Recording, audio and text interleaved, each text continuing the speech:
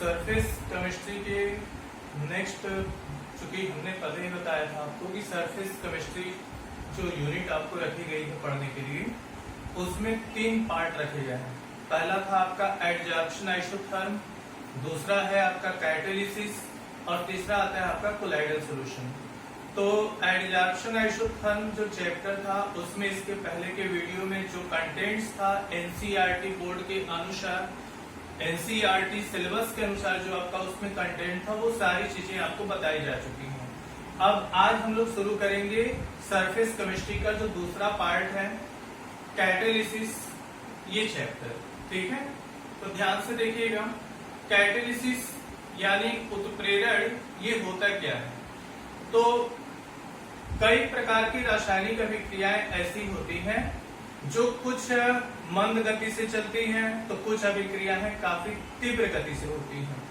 तो उन अभिक्रियाओं को जिनकी गति काफी धीमी होती है, जो अत्यंत मंद गति से चलती हैं, उनकी अगर हमें स्पीड बढ़ानी हो तो उसमें कोई दूसरा पदार्थ हम मिला दें उस अभिक्रिया में, तो उन अभिक्रियाओं की स्पीड जो होती है वो बढ़ जाती है। जिन पदार्थों के कारण किसी रासायनिक अभिक्रिया की गति बढ़ जाए या उनकी स्पीड कम हो जाए, उन पदार्थों को उत्प्रेरक यानी कैटेलिस्ट कहते हैं, ठीक है।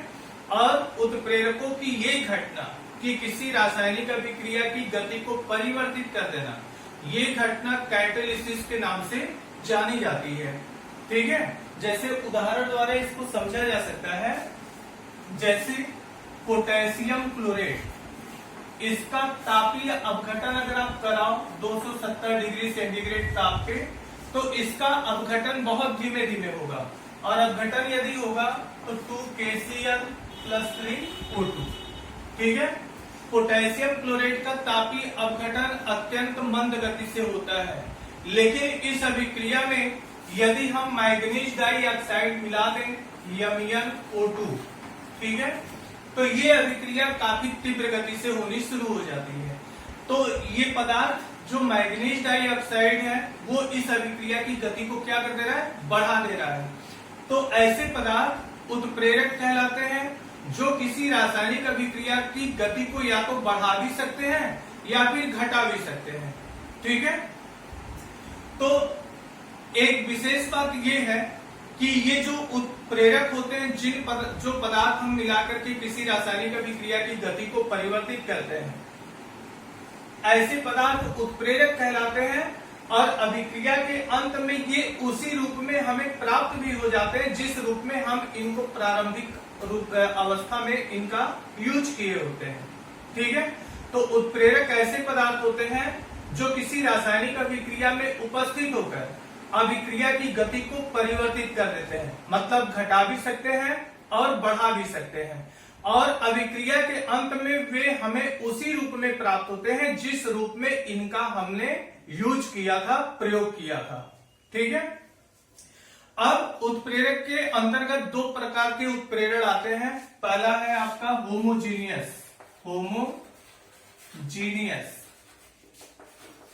कैटालिसिस। होमोजीनियस यानी जिसको कहते हैं समांगी उत्प्रेरण। तो समांगी उत्प्रेरण क्या होता है, तो ऐसे उत्प्रेरण की घटना जिसमें अभिकारक और उत्प्रेरक दोनों की प्रावस्थाएं एक समान होती हो, ठीक है। मतलब अभिकारक यानी रिएक्टेंट और कैटालिस्ट यदि दोनों एक समान प्रावस्था में होते हैं तो घटना होमोजीनियस कैटालिसिस के नाम से जानी जाती है। जैसे लेड चैम्बर प्रोसेस में सल्फ्यूरिक अम्ल के निर्माण की शुरुआती अभिक्रियाओं में सल्फर ट्राइऑक्साइड का निर्माण आता है। तो सल्फर ट्राइऑक्साइड बनता कैसे है, सल्फर डाइऑक्साइड गैसियस फॉर्म में लेते हैं, ऑक्सीजन ये भी गैसियस फॉर्म में है। ये रिएक्शन आसानी से होता नहीं है, इस कारण इस अभिक्रिया में नाइट्रिक ऑक्साइड उत्प्रेरक लगा देते हैं। अब ये अभिक्रिया आपस में तेजी से होती है और सल्फर ट्राइऑक्साइड बन जाता है। अब ये खास बात यहाँ पे ये देखिए कि जो रिएक्टेंट है वो भी गैस की अवस्था में है, उत्प्रेरक आपने जो प्रयुक्त किया है वो भी गैस की अवस्था में है। तो सब अभिकारक और उत्प्रेरक दोनों की अवस्थाएं क्या है, एक समान है। तो ये जो घटना होगी ये समांगी उत्प्रेरण के नाम से जानी जाएगी। बात समझ में आया? दूसरा आपका आता है हेट्रोजीनियस कैटेलिसिस। हेट्रोजीनियस कैटेलिसिस, जिसको हिंदी में कहते हैं विषमांगी उत्प्रेरण। तो विषमांगी उत्प्रेरण क्या है कि जब उत्प्रेरक और अभिकारक इनकी प्रावस्थाएं अलग अलग हो जाए।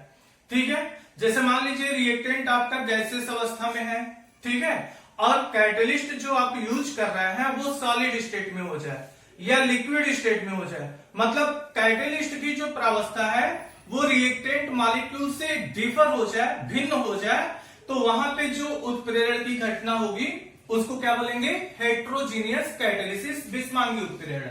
जैसे आप लोग ने अमोनिया बनाया था हाइबर प्रोसेस में, तो अमोनिया निर्माण में क्या होता है कि नाइट्रोजन हम लेते हैं N2 गैसियस फॉर्म में और हाइड्रोजन हमने लिया था गैसियस फॉर्म में, और इस रिएक्शन में आयरन उत्प्रेरक, एक खास बात ये जान लीजिए, उत्प्रेरकों को बड़े ब्रैकेट में प्रदर्शित किया जाता है। ठीक है, तो उत्प्रेरक यहाँ पे क्या यूज हुआ था? आयरन उत्प्रेरक, और मॉलिब्डेनम वर्धक लगा हुआ था।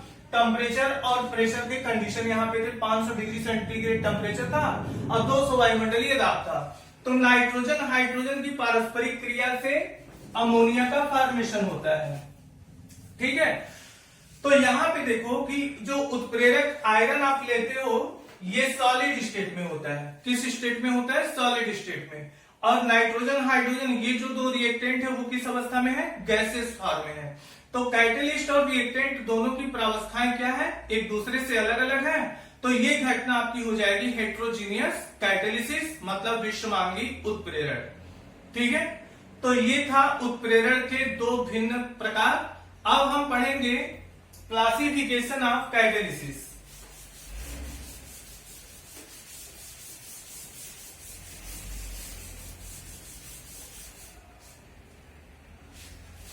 टाइप्स ऑफ कैटेलिसिस, उत्प्रेरण के प्रकार। इसमें 4 प्रकार के उत्प्रेरण आते हैं। एक होता है पॉजिटिव कैटेलिसिस, दूसरा है आपका निगेटिव कैटेलिसिस, तीसरा है ऑटो कैटेलिसिस, और चौथा आता है इंड्यूस्ड कैटेलिसिस। तो ये 4 तरीके के कैटेलिसिस होते हैं। ठीक है, एक है आपका पॉजिटिव कैटेलिसिस जिसको धनात्मक उत्प्रेरण कहते हैं। ये निगेटिव कैटेलिसिस ऋणात्मक उत्प्रेरण कहते हैं। इसको एक और नाम से जानते हैं इनहिबिटर्स। इनहिबिटर्स, ठीक है। ये ऑटो कैटेलिसिस जिसको हिंदी में स्व उत्प्रेरण कहते हैं, और ये इंड्यूस्ड कैटेलिसिस जिसको हिंदी में प्रेरित उत्प्रेरण कहते हैं। तो पॉजिटिव कैटेलिसिस क्या होता है, क्रम से एक एक को आप समझते चलो। पॉजिटिव कैटेलिसिस का मतलब ये हुआ कि किसी केमिकल रिएक्शन में जब कोई पदार्थ हम मिलाते हैं, ठीक, और वह पदार्थ के मिलाने पर वो अभिक्रिया तीव्र वेग से होने लगे, ठीक है, तो ये घटना पॉजिटिव कैटेलिसिस की कहलाती है। और जिस पदार्थ को हमने मिलाया था जिसके कारण अभिक्रिया तीव्र वेग से होने लगी थी, उस पदार्थ को पॉजिटिव कैटेलिस्ट के नाम से जाना जाएगा। ठीक है, जैसे इसके पहले ही जो एग्जांपल आपने पढ़ा था पोटेशियम क्लोरेट 2KClO3, इसका तापीय अपघटन 2KCl + 3O2 इस रूप में हुआ था, लेकिन अभिक्रिया प्रारंभ में बहुत धीमे धीमे गति से होती है। ये तापीय अपघटन की क्रिया अत्यंत धीमे गति से होती है, लेकिन इस अभिक्रिया में अगर हम मैग्नीज डाइऑक्साइड मिला दें तो ये पदार्थ इस अभिक्रिया के दर को बढ़ा देता है, अभिक्रिया के वेग को बढ़ा देता है। तो मैग्नीज डाइऑक्साइड यहाँ पे क्या हुआ, पॉजिटिव कैटेलिस्ट का काम कर रहा है, जो अभिक्रिया की गति को क्या कर रहा है, बढ़ा रहा है। ऐसे ही अगर आप वाटर का फॉर्मेशन करो, हाइड्रोजन और ऑक्सीजन की पारस्परिक क्रिया से अगर आप वाटर बनाइए तो ये भी रिएक्शन काफी टाइम टेकिंग होता है, मतलब वर्षों के समय बीत जाने के बावजूद भी वाटर का अपेक्षाकृत परिणाम देखने को नहीं मिल पाता है। लेकिन इस अभिक्रिया में अगर आप प्लेटिनम लगा दीजिए, प्लेटिनम कैटेलिस्ट, तो ये अभिक्रिया अत्यंत तीव्र वेग से होने लगेगी और कुछ ही घंटों में वाटर का अपेक्षाकृत रिजल्ट प्रिपरेशन देखने को आपको मिल जाएगा। तो जो पदार्थ अभिक्रिया की गति को बढ़ा देते हैं उनको हम क्या बोलते हैं, पॉजिटिव कैटेलिस्ट कहते हैं, और ये घटना जो है पॉजिटिव कैटेलिसिस के नाम से जानी जाती है। दूसरा आपका आता है, एक और इसमें और भी तमाम एग्जांपल आप लोग बुक में देख लेना, ठीक है। जैसे मान लीजिए एक और रिएक्शन आता है, एथिलीन से पॉलीथीन बनाना। तो पॉलीथीन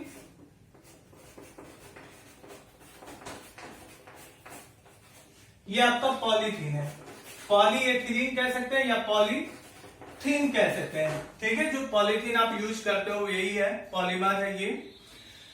तो एथिलीन से पॉलीथीन का बनाना ये आसानी से अभिक्रिया नहीं होती है, लगभग 1000 डिग्री सेंटीग्रेड के आसपास टेम्परेचर की आवश्यकता पड़ती है, उच्च दाब की आवश्यकता पड़ती है, तब जाकर के एथिलीन के मॉलिक्यूल परस्पर जुड़ करके पॉलीएथिलीन का निर्माण करते हैं, जिसे हम पॉलीथीन भी कहते हैं। लेकिन इस रिएक्शन में अगर जिगलर नाटा कैटेलिस्ट आप लगा दो, जिगलर नाटा कैटेलिस्ट क्या होता है, तो titanium tetrachloride plus try ethyl aluminium, ये जो आपका कंपाउंड है ये कैटेलिस्ट होता है जिगलर नाटा कैटेलिस्ट। इसको क्या बोलते हैं, जिगलर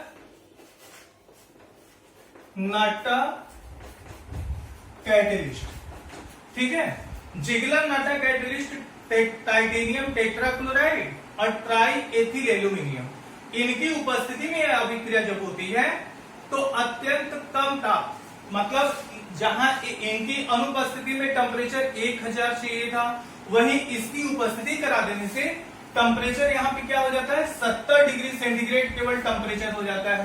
काफी कम टेम्परेचर पर ही पॉलीथीन का फॉर्मेशन देखने को आपको मिल जाएगा। अभिक्रिया तीव्र वेग से भी आगे बढ़ने लगती है। तो जिगलर नाटा कैटेलिस्ट यहाँ पे क्या कर रहा है, एक पॉजिटिव कैटेलिस्ट का काम कर रहा है जो अभिक्रिया की गति को बढ़ा रहा है। दूसरा आपका आता है निगेटिव कैटेलिसिस। तो निगेटिव कैटेलिसिस में क्या होता है, तो अगर किसी तीव्र गति से चलने वाली अभिक्रिया में कोई हम ऐसा पदार्थ मिला दें जो अभिक्रिया की गति को कम कर दे, अभिक्रिया की वेग को घटा देता हो, ठीक है, तो ये घटना निगेटिव कैटेलिसिस की कहलाती है। जिस पदार्थ के कारण अभिक्रिया की दर कम हो जा रही है उसे हम कहते हैं निगेटिव कैटेलिस्ट। जैसे सोडियम सल्फाइड Na2SO3 का अगर आप ऑक्सीडेशन कराओ तो ये बहुत तेजी से अभिक्रिया होगा, Na2SO4, ठीक है। सोडियम सल्फाइड का ऑक्सीडेशन बहुत तीव्र वेग से होता है और ये सोडियम सल्फेट में ऑक्सीडाइज हो जाता है। लेकिन इस अभिक्रिया में अगर आप एथिल एल्कोहल लगा दीजिए C2H5OH, तो ये अभिक्रिया की गति को क्या कर देगा, स्लो कर देगा, काफी मंद कर देता है, अभिक्रिया स्लो वेग से आगे बढ़ने लगती है। तो इस पदार्थ के कारण इस अभिक्रिया की गति क्या हो जा रही है, धीमी हो जा रही है। तो ये निगेटिव कैटेलिस्ट हो गया और ये पूरा जो प्रोसेस है आपका ये निगेटिव कैटेलिसिस के नाम से जाना जाएगा। तो ये तो हो गया। तीसरा देख लीजिए ऑटो कैटेलिसिस। ऑटो कैटेलिसिस में क्या होता है, कोई बाहरी पदार्थ इसमें मिलाया नहीं जाता है। ऑटो कैटेलिसिस मतलब स्व उत्प्रेरण की घटना में हम कोई बाहर से कोई पदार्थ नहीं मिलाते हैं, बल्कि इस अभिक्रिया में बने हुए प्रोडक्ट्स में से कोई एक प्रोडक्ट ही उस अभिक्रिया के लिए कैटेलिस्ट का काम करना शुरू कर देता है, ठीक है। जैसे CH3 एथिल एसीटेट, ठीक है, इसका आप जल अपघटन कराओ तो बनेगा acetic acid plus C2H5OH ethyl alcohol, ठीक है, ये बनता है। एथिल एसीटेट का जब आप हाइड्रोलिसिस कराते हैं तो एस्टिक एसिड बनता है, एथिल एल्कोहल बनता है। देखो इसमें कोई हमने अलग से पदार्थ इसमें नहीं मिलाया है। इस अभिक्रिया की विशेषता क्या होती है ये जानिए। प्रारंभ में ये अभिक्रिया अत्यंत धीमे गति से होती है, ठीक है, लेकिन जैसे ही प्रोडक्ट्स बनते हैं, एस्टिक एसिड बनता है, एथिल एल्कोहल जैसे बनता है, इस अभिक्रिया में एस्टिक एसिड के बनते ही अभिक्रिया तीव्र वेग से होनी शुरू हो जाती है। तो ऐसे अभिक्रियाएं जिनमें बने हुए प्रोडक्ट्स में से कोई एक प्रोडक्ट ही अभिक्रिया की गति को बढ़ा देता हो, ठीक है, अभिक्रिया के वेग को परिवर्तित कर देता हो, तो ऐसी अभिक्रियाएं या ऐसा प्रोसेस ऑटोकैटालिसिस के नाम से जाना जाता है। और जो प्रोडक्ट अभिक्रिया की गति को बढ़ा रहा है उस प्रोडक्ट को क्या बोलेंगे? ऑटोकैटालिस्ट यानी स्व उत्प्रेरक, ठीक है। तो ये हो गया। और लास्ट आपका आता है इंड्यूस्ड कैटालिसिस। इंड्यूस्ड कैटालिसिस में क्या होता है? इंड्यूस्ड कैटालिसिस में कोई न चलने वाली अभिक्रिया, बात समझिएगा ध्यान से, जैसे मान लीजिए अगर कोई केमिकल रिएक्शन एक है जो काफी इस तेज गति से आगे बढ़ रहा है, कोई दूसरा केमिकल रिएक्शन है जो अत्यंत धीमी गति से बढ़ रहा है या जो हो ही नहीं रहा है, ठीक है। एक रिएक्शन चल रहा है, दूसरा रिएक्शन नहीं चल पा रहा है, तो अगर दोनों रिएक्शंस के रिएक्टेंट को आपस में मिला करके अभिक्रिया कराई जाए तो जो दूसरा रिएक्शन नहीं चल रहा था वो भी चलना शुरू कर देता है। तो इसका वजह क्या होता है? जो चलने वाली अभिक्रिया होती है वो ना चलने वाली अभिक्रिया को भी आगे प्रोसीड करा देती है, आगे बढ़ा देती है। तो ये घटना प्रेरित उत्प्रेरण यानी कि इंड्यूस्ड कैटालिसिस के नाम से जाना जाएगा, ठीक है।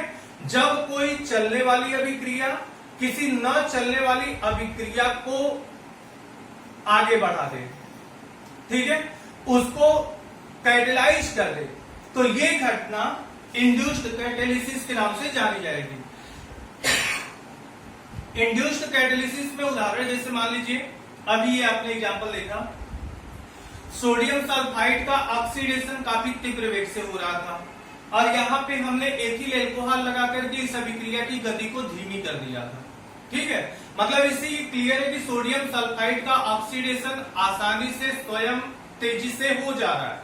लेकिन अगर इसी तरह आप सोडियम आर्सेनाइड का ऑक्सीडेशन कराओ, सोडियम आर्सेनाइड मतलब Na3AsO3, अगर आप इसका ऑक्सीडेशन कराइए तो नो रिएक्शन, कोई रिएक्शन नहीं होगा।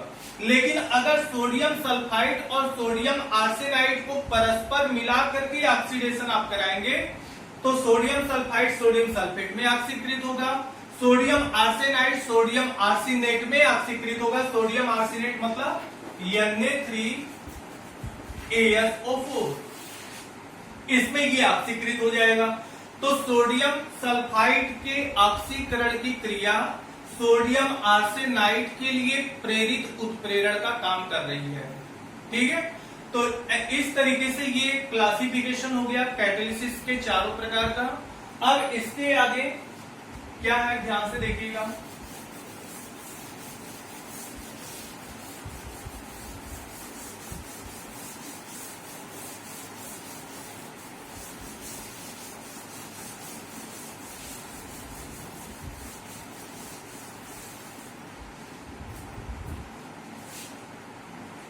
promoters,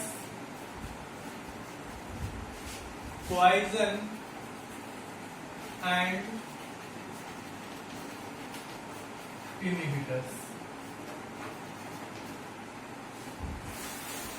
इनको हिंदी में क्या कहते हैं? वर्धक, वर्धक, उत्प्रेरक विष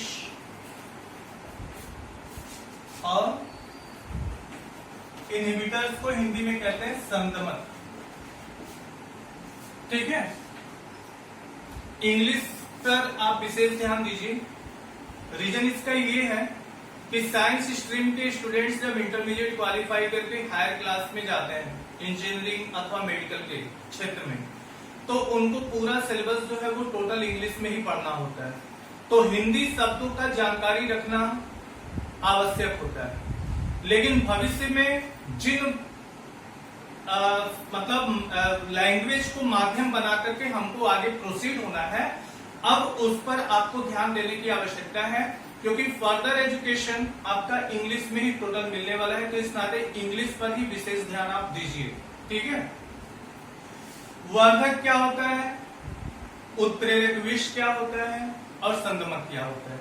क्रम से एक एक को समझते हैं। वर्धक का मतलब ये हुआ, वर्धक ऐसे पदार्थ होते हैं जो किसी उत्प्रेरक की सक्रियता को बढ़ाने का काम करते हैं। ठीक है, कोई भी वर्धक किसी रासायनिक अभिक्रिया में उत्प्रेरक का कार्य नहीं करता है, ये सिर्फ रासायनिक अभिक्रिया में उपस्थित हुए उत्प्रेरक की सक्रियता को बढ़ाने का कार्य करता है। जैसे जो अमोनिया का फॉर्मेशन हो रहा था, En2 + 3H2 = 2NH3, ये अमोनिया बनती है हैबर विधि द्वारा। इसमें क्या हम करते हैं, आयरन उत्प्रेरक लगाते हैं और आयरन के साथ मॉलिब्डेनम वर्धक लगाते हैं। ये मॉलिब्डेनम जो है ये वर्धक का काम करता है। तो वर्धक क्या करता है, यहाँ पे इनका अभिकारकों से या प्रोडक्ट से कोई क्रिया नहीं होती है। वर्धक का काम सिर्फ यही होता है कि वो रासायनिक अभिक्रिया में जो उत्प्रेरक प्रयुक्त होता है उसकी सक्रियता को ये बढ़ाने का काम करते हैं। उत्प्रेरक विष क्या होते हैं, उत्प्रेरक विष ऐसे पदार्थ होते हैं जो किसी उत्प्रेरक की सक्रियता को काफी कम कर देते हैं या नष्ट कर देते हैं। बात समझ में आया। उत्प्रेरक विष ऐसे पदार्थ होते हैं जो रासायनिक अभिक्रिया में सम्मिलित हुए उत्प्रेरक की सक्रियता को कम कर देते हैं या फिर पूरी तरह नष्ट कर देते हैं।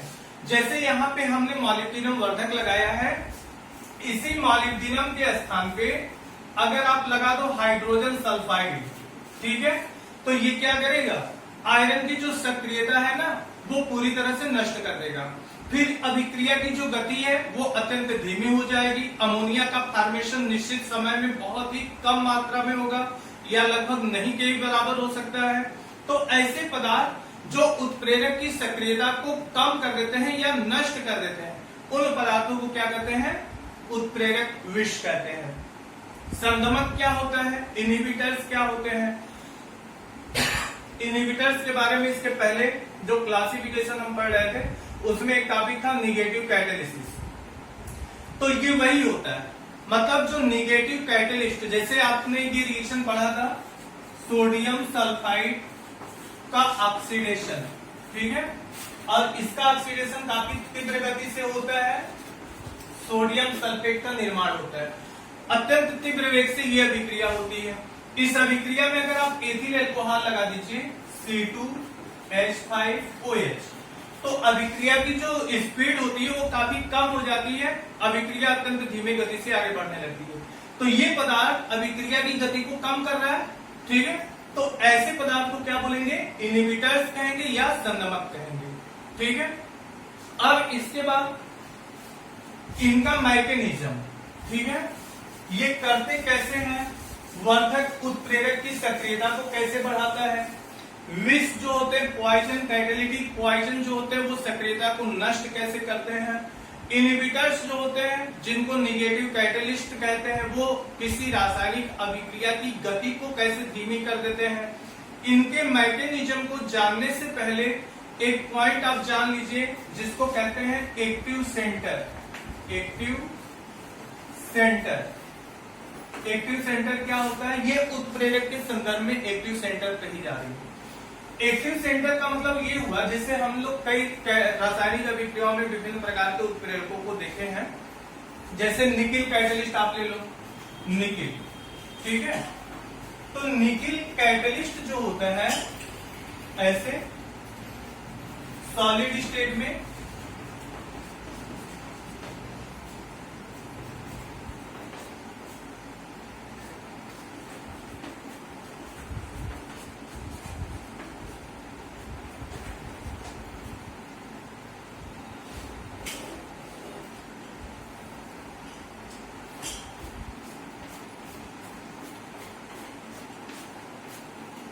ठीक है, ये निकिल कैटलिस्ट है। इसमें आप साफ देख सकते हैं कि ये सॉलिड स्टेट में है, जिसमें प्रत्येक निकिल का जो परमाणु एक दूसरे के साथ कोवैलेंट बॉन्ड के द्वारा मजबूती से जुड़ा हुआ है। ये स्थान जो आप देख रहे हो ये क्रैक किया हुआ है, सॉलिड में क्रैकिंग हुई है, ठीक है। इनके सरफेस पर जो आप ये देख रहे हैं, छोटी छोटी लाइनें जो आप देख रही हैं, इनको कहते हैं फ्री वैलेंसी। क्या कहते हैं? Free valency. ठीक है, मुक्त संयोजकता जिसको कहते हैं।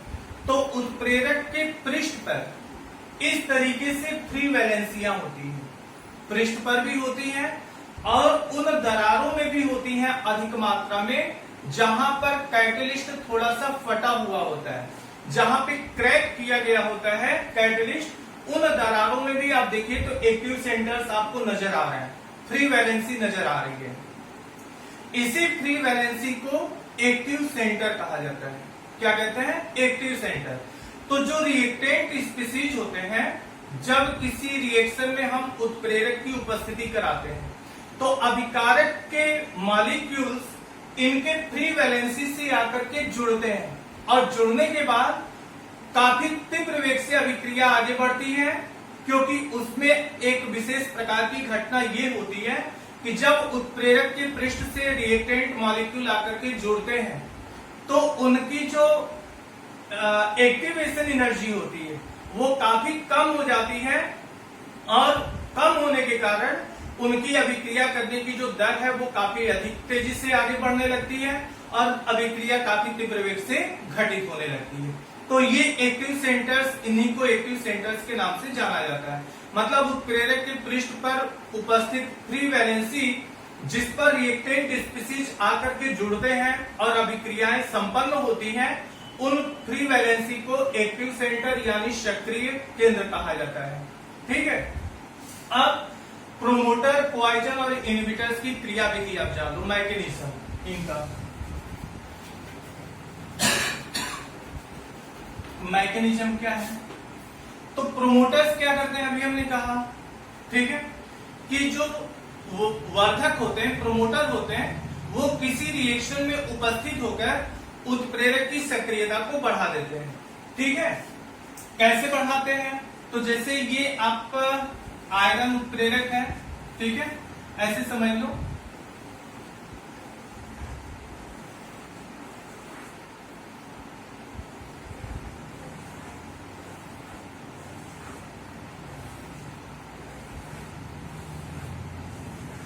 ये जो आप देख रहे हैं ये क्या है? Iron Fe।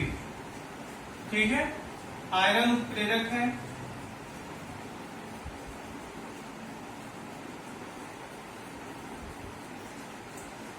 और ये है आपका मॉलिब्डेनम, MO। मॉलिब्डेनम ये है आपका वर्धक, प्रोमोटर। ठीक है, तो जो वर्धक होते हैं वो उत्प्रेरक के पृष्ठ पर आकर के अटैक करते हैं, आक्रमण करते हैं, काफी तेजी से ये अटैक करते हैं और इनके अटैक करने के कारण उत्प्रेरक का जो पृष्ठ है वो टूटना शुरू कर देता है। बात समझ में आया? तो जब टूटेगा ये मॉलिक्यूल, जब इनसाइड ऑफ द कैटलिस्ट जब प्रवेश करेगा, इसको तोड़ते हुए जब इनसाइड में प्रवेश करेगा, तो देखिए होगा क्या, थोड़ा सा ये अलग दूर हटेगा, ठीक है, और ये थोड़ा सा इधर हटेगा। उसी तरीके से ये भी थोड़ा सा इधर हटेगा आयरन का मॉलिक्यूल, एटम, और ये थोड़ा इधर हटेगा। ये बीच में आकर के मॉलिब्डेनम यहां व्यवस्थित हो गया। अब मॉलिब्डेनम के अंदर प्रवेश कर जाने से क्रैकिंग हो जाती है। तो उत्प्रेरक के पृष्ठ पर एक विशेष बात जान लीजिए कि जो एक्टिव सेंटर्स की अधिकता होती है वो या तो किनारों पर होती है अधिकता, और या तो फिर जो यहाँ पे क्रैकिंग की घटना आप देखें, यहाँ पे देखो 1 2 3 4 एक्टिव सेंटर्स इस दरार में मिल रही है। तो जो दरारें होती है वहां पे एक्टिव सेंटर्स की अधिकता होती है, या फिर किनारों पर भी एक्टिव सेंटर्स अधिक मात्रा में होते हैं। तो उसी तरह से जो प्रोमोटर्स होते हैं वो कैटलिस्ट के सरफेस पर अटैक करते हैं और उसमें क्रैकिंग की घटना को कंप्लीट करते हुए जैसे क्रैकिंग कराते हैं, तुरंत एक्टिव सेंटर्स अधिक मात्रा में उत्पन्न हो जाते हैं। और एक्टिव सेंटर्स जब बनने लगते हैं तो उत्प्रेरक की जो सक्रियता है वो बढ़ जाती है।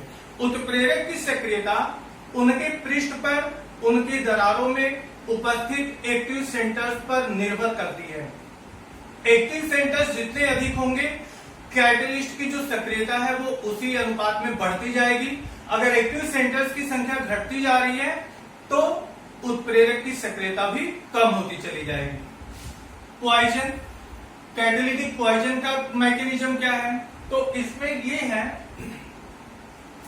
जो पॉइजन होते हैं कैटालिटिक पॉइजन, ये उत्प्रेरक की सक्रियता को या तो कम कर देंगे या पूरी तरह नष्ट कर देते हैं, जिससे अभिक्रिया की जो गति है वो बहुत ही धीमी हो जाती है। कैसे करते हैं ये काम?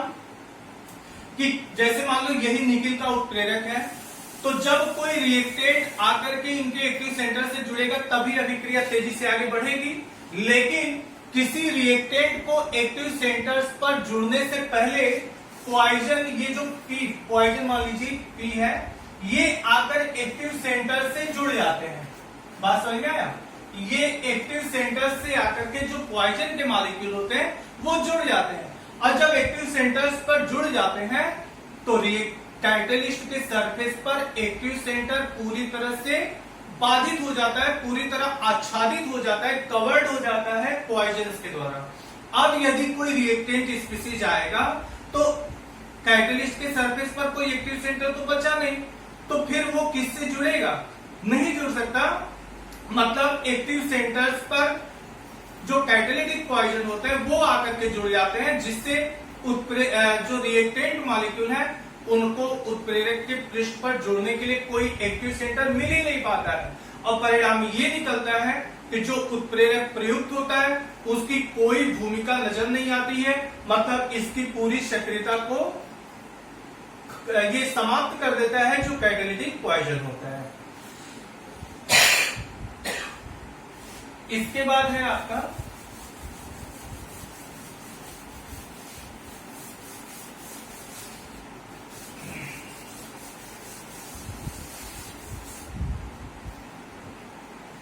इनहिबिटर्स।